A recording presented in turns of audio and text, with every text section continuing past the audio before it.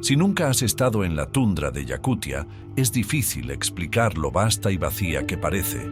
Se extiende eternamente, un mundo de nieve y hielo que te engulle si no tienes cuidado. Ahí fuera estás a merced de la tierra. El viento es brutal, el frío no perdona y cada decisión que tomas parece que podría ser la última. Es hermoso, pero no es un lugar que tolere la codicia. Eso es algo que aprendí de un viejo pastor cuando era niño. Me habló del amo de la tundra, una figura de la que la mayoría habíamos oído rumores, pero de la que nunca nos atrevimos a hablar en voz alta.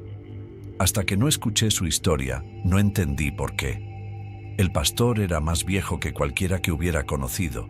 Su rostro estaba curtido por décadas de viento y heladas. Su voz era áspera como la corteza de un alerce.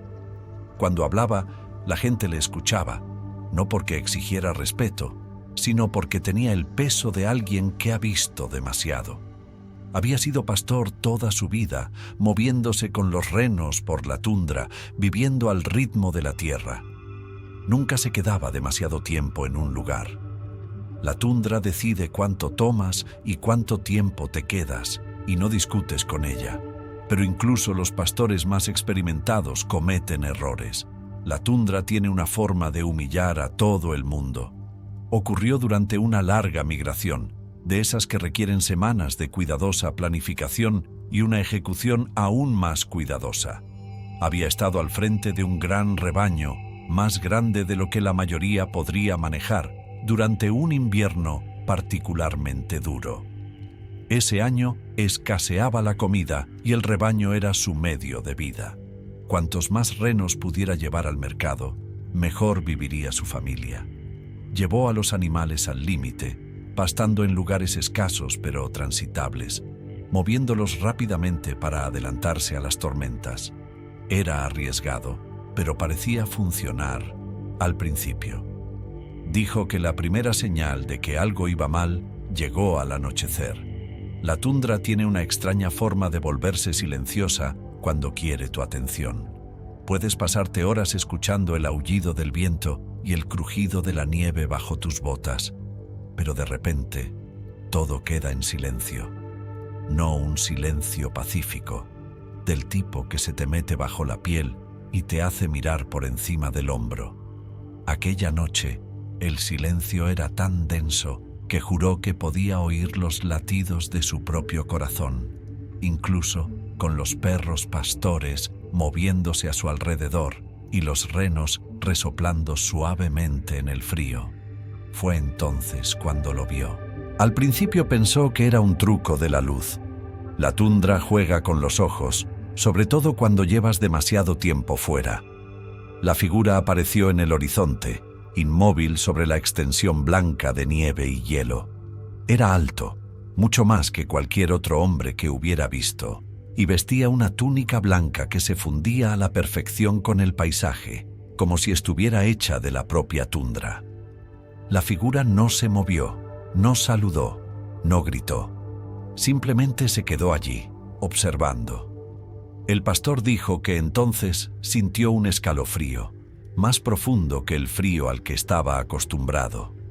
Era el tipo de escalofrío que te cala hasta los huesos y te hace sentir expuesto, como si la figura pudiera ver a través de él directamente dentro de sus pensamientos.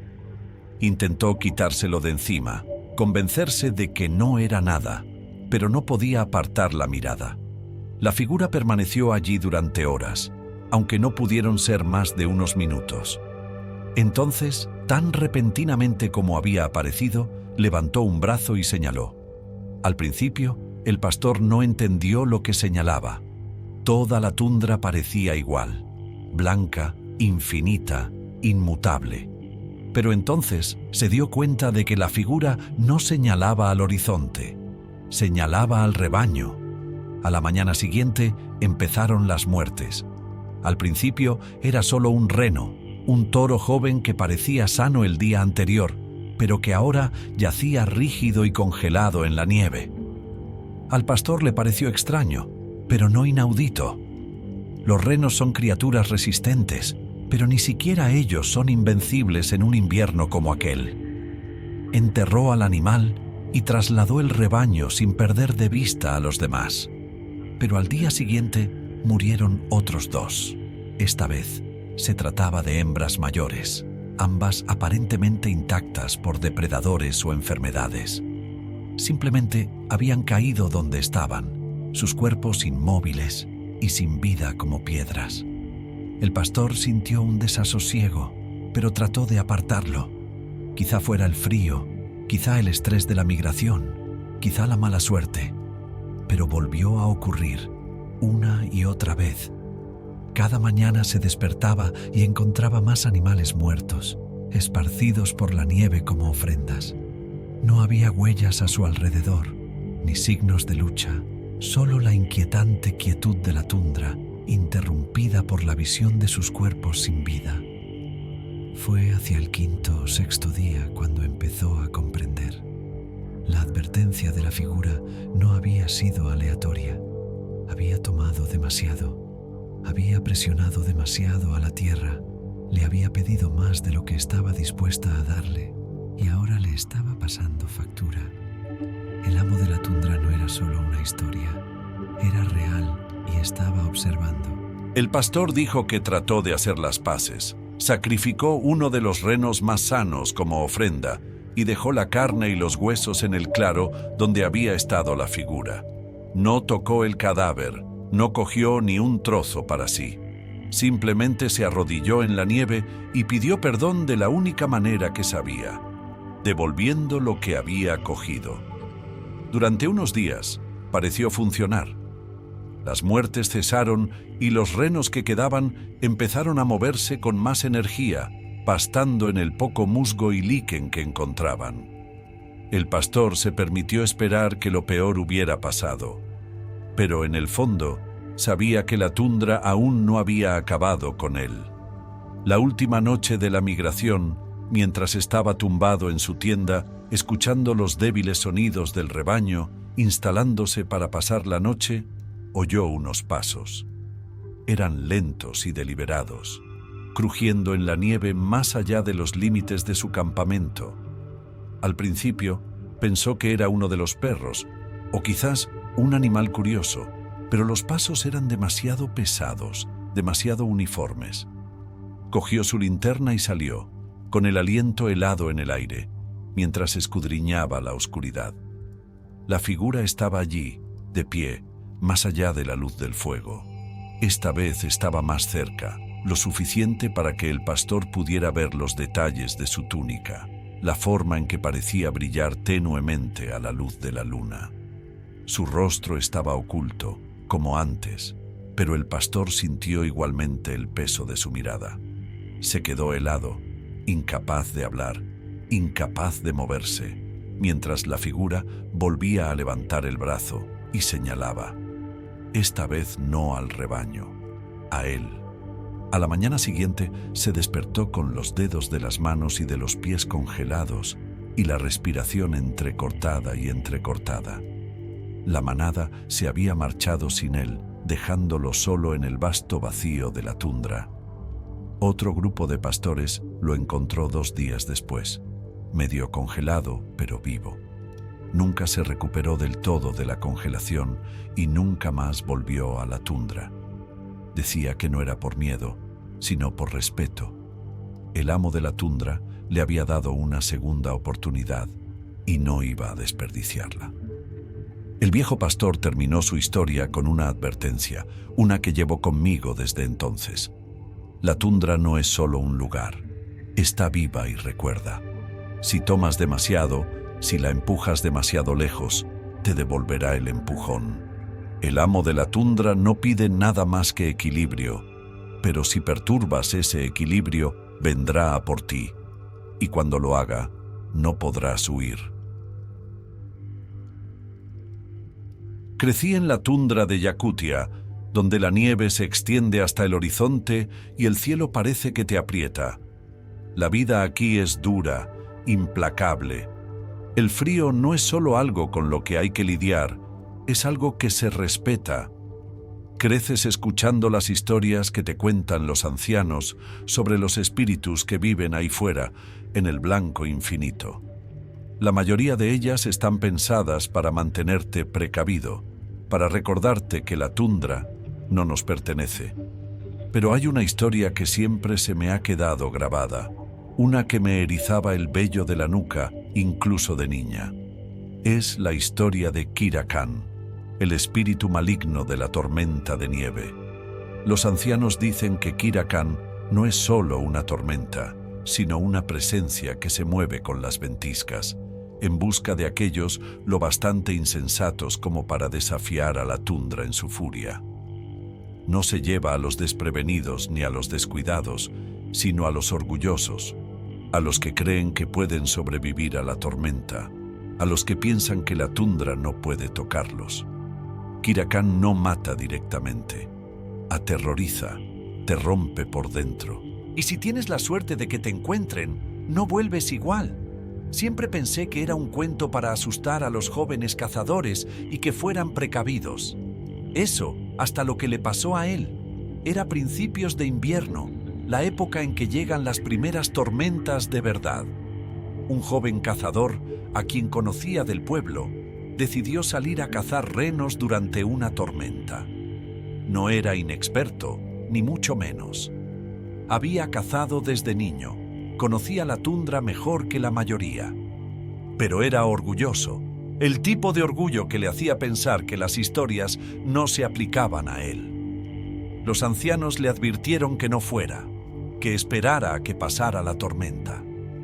Pero él se rió, dijo que estaría bien y partió con su trineo y sus perros. La tormenta fue más fuerte de lo que nadie esperaba. El tipo de ventisca en la que el viento te grita en los oídos y la nieve es tan espesa que no puedes verte la mano delante de la cara. Duró 2 días, y cuando por fin amainó, él no había vuelto.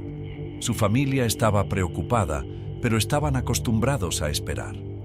A veces los cazadores se quedan fuera más tiempo del previsto, rastreando a sus presas. Pero cuando llegó el 3er día, los hombres del pueblo decidieron ir a buscarlo. Yo formé parte del grupo que salió. El aire seguía amargamente frío, el tipo de frío que parece que te corta la piel. Pero el cielo estaba despejado y brillante. Nos dividimos en 2 grupos, cada uno con trineos y perros, y nos desplegamos por la tundra. La última dirección conocida era hacia el este, hacia las colinas bajas, donde los renos suelen reunirse, así que mi grupo se dirigió hacia allí. Lo encontramos cerca de la base de una de esas colinas.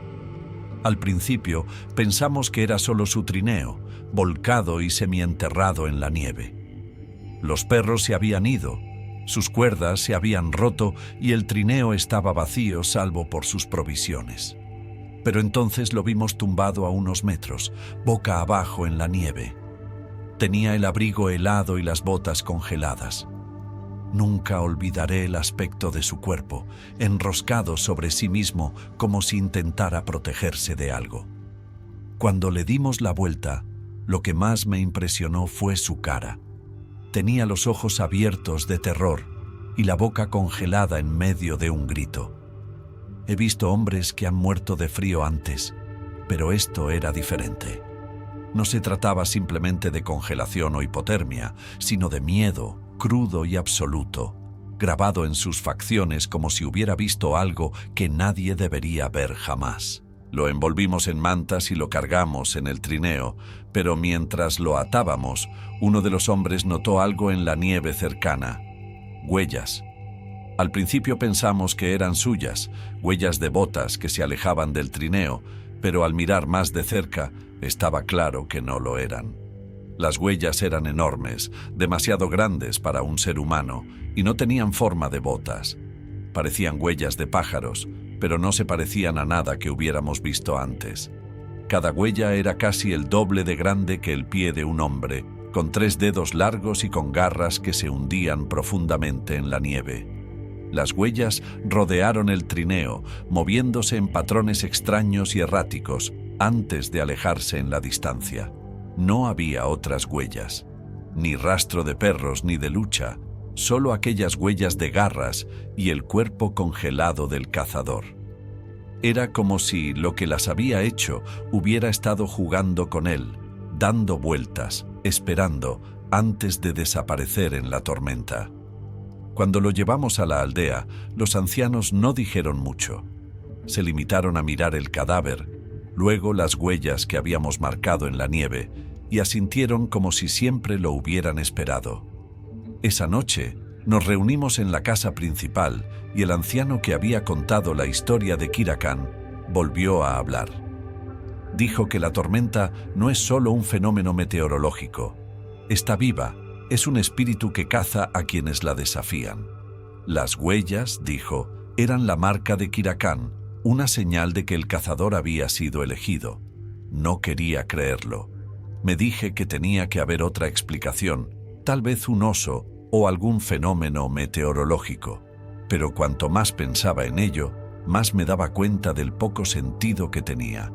Los osos no dejan huellas como esas y no matan a los hombres de un susto sin dejar ni un rasguño. Fuera lo que fuera, no era natural. La familia del cazador lo enterró al día siguiente, pero el pueblo no volvió a ser el mismo. La gente hablaba en voz baja, evitando el tema, como si hablar de ello fuera a traer de vuelta al espíritu. Incluso los otros cazadores, los que se enorgullecían de su fuerza y habilidad, eran más callados, más cautelosos. Nadie salió solo a la tundra después de aquello, y nadie volvió a ignorar las advertencias de los ancianos. Todavía pienso en él a veces, sobre todo durante las tormentas de invierno. Pienso en el aspecto de su cara, congelada por el miedo, y en las extrañas huellas de garras que no llevaban a ninguna parte.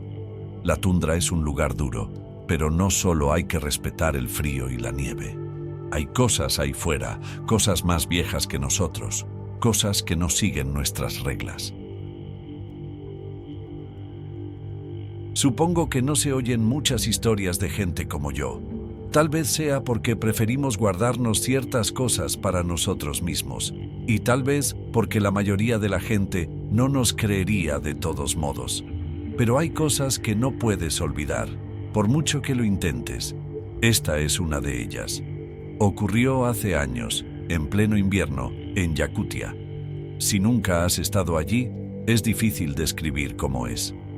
Es una tierra de un blanco infinito, donde la nieve está tan fría que chirría bajo las botas y las noches se alargan más de lo imaginable. El aire corta como un cuchillo, seco y afilado, y los únicos sonidos son el viento y el aullido ocasional de un perro o un lobo lejano.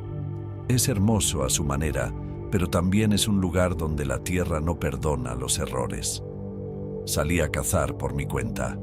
Es algo que he hecho desde que era un niño, aunque cuanto mayor me hago, más me pregunto por qué alguna vez pensé que era una buena idea ir solo. Sin embargo, entonces me sentía libre. Solo yo, mis perros y el inmenso vacío de la tundra. Llevaba una semana viajando hacia el este, en dirección al río Colima, cuando el tiempo empezó a cambiar. El cielo se puso gris. El tipo de gris que significa que se acerca la nieve, y el viento empezó a arreciar. Sabía que tenía que encontrar refugio, y rápido. Fue entonces cuando recordé la vieja Yaranga.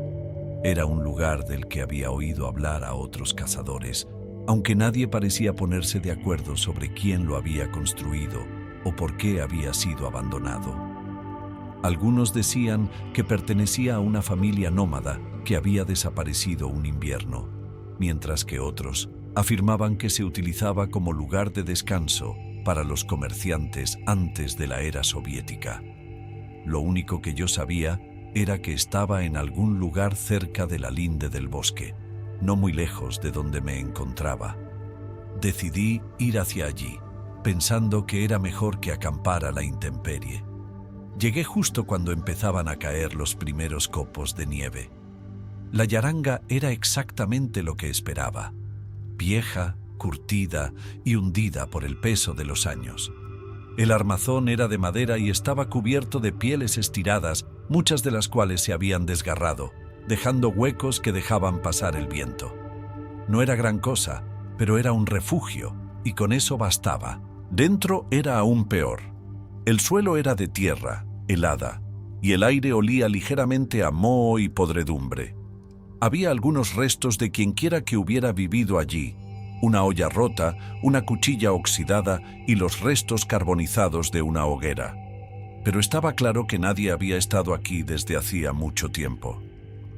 Preparé mi equipo cerca de la pared del fondo, lejos de los agujeros más grandes, y encendí un pequeño fuego. No era mucho, pero bastó para mantener a raya lo peor del frío. Al caer la noche, la tormenta arreció con fuerza. El viento aullaba como un ser vivo, sacudiendo la yaranga y ahogando cualquier otro sonido. Debería haberme sentido segura dentro, pero no fue así. Había algo en aquel lugar que me ponía los nervios de punta, aunque no sabía qué era. Tal vez fuera la forma en que las sombras bailaban en las paredes, o el leve crujido del marco cuando el viento lo golpeaba. O tal vez la sensación de pesadez en el aire, como si no estuviera sola. Me dije que solo estaba paranoica. Después de todo, llevaba días aquí fuera, durmiendo bajo las estrellas y sin oír nada más que el viento y mis propios pensamientos. Era natural sentirse incómodo en un lugar así, sobre todo en uno con tanta historia. Pero entonces oí el grito. Al principio pensé que era el viento. La tormenta afuera era feroz y la yaranga amplificaba cada ráfaga, haciéndola sonar como si el aire mismo estuviera gimiendo. Pero no era el viento. Era agudo y chillón, como el dolor de un animal, pero con una cualidad extraña, casi humana. Procedía de algún lugar del exterior, cerca de la entrada de la yaranga, y me paralizó. Me quedé sentado, mirando la puerta, con el corazón latiéndome tan fuerte que apenas podía oír la tormenta. El grito volvió a sonar, esta vez más cerca, y luego una tercera vez, tan cerca que parecía que estaba justo al otro lado de la pared. Agarré mi cuchillo, la única arma que tenía, y me obligué a ponerme en pie. Sentía las piernas de plomo, y todos mis instintos me gritaban que no me moviera, pero tenía que saber qué era. Cuando salí, el viento me golpeó como un muro, picándome en la cara y cortándome la ropa. La nieve caía con fuerza, reduciendo la visibilidad a unos pocos metros, pero podía ver las huellas. No eran mías ni de ningún animal que reconociera. Eran grandes, tenían garras y estaban extrañamente espaciadas, como si lo que las hubiera hecho caminara sobre dos piernas. Seguí las huellas por el lateral de la yaranga, con la respiración entrecortada y entrecortada. Llegaron a un punto cercano a la pared del fondo, donde se detuvieron bruscamente, como si la cosa se hubiera desvanecido en el aire. Me quedé allí, mirando la nieve vacía, cuando volví a oírla. Una voz débil y distorsionada, pero inconfundible. Me llamaba por mi nombre. Me di la vuelta y corrí. De vuelta al interior, el fuego casi se había apagado y las sombras parecían más oscuras que antes. Me temblaban tanto las manos que apenas podía añadir más leña a las llamas, y mi mente iba a 1000 por hora. ¿Cómo había sabido mi nombre? Me dije que solo era el viento, que me engañaba, pero en el fondo sabía que no era así. Había algo ahí fuera, algo que no me pertenecía y me estaba observando.